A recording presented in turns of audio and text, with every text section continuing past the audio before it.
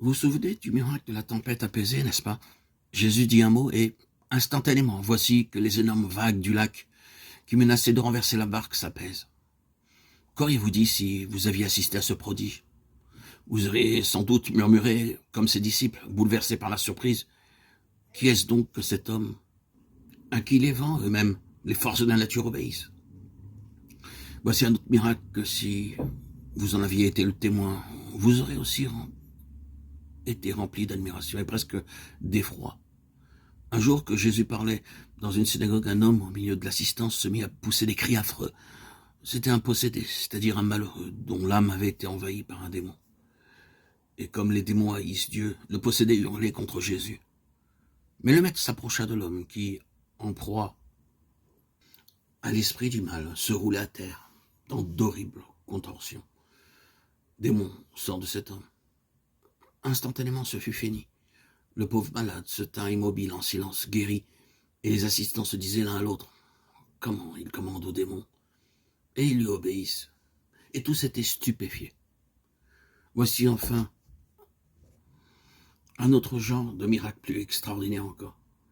À plusieurs reprises, Jésus ressuscita des morts.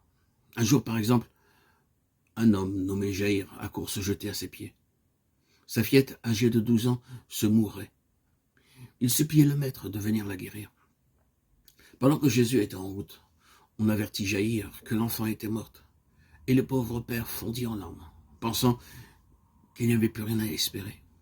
« Ne crains rien, lui dit Jésus, crois seulement, et ton enfant sera sauvé. » Et en effet, voici comment cela se passa. Jésus arriva dans la maison de Jaïr, où toute la famille se lamentait.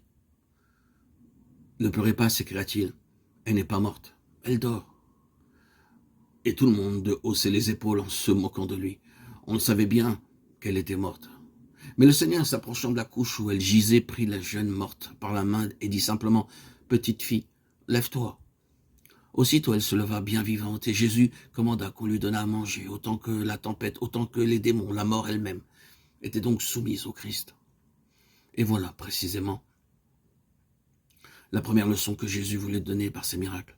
À ceux qui en étaient les témoins, comme à tous les hommes, dans la suite des siècles à qui ces événements seraient rapportés. Il démontrait aussi sa puissance, comme il l'a dit lui-même. « Les œuvres que je fais prouvent que je suis envoyé par le Père. » Ces miracles devaient donc persuader les hommes d'écouter sa parole et d'obéir à ses leçons. Mais ce n'était pas là son seul dessein. En accomplissant ces miracles, Jésus ne voulait pas seulement prouver qu'il était bien Dieu lui-même, le Fils du Dieu Tout-Puissant. Avez-vous remarqué la petite phrase qu'il a dite à Jaïr? « Crois seulement, et ton enfant sera sauvé. » Ils sont certainement importants, ces deux mots tout simples. Ils signifient « Si tu veux que j'exauce ta supplication, aie confiance. » Ce que tu demandes à Dieu de tout ton cœur, de toute ton âme, sois sûr qu'il te l'accordera. Rien ne s'obtient de Dieu sans la foi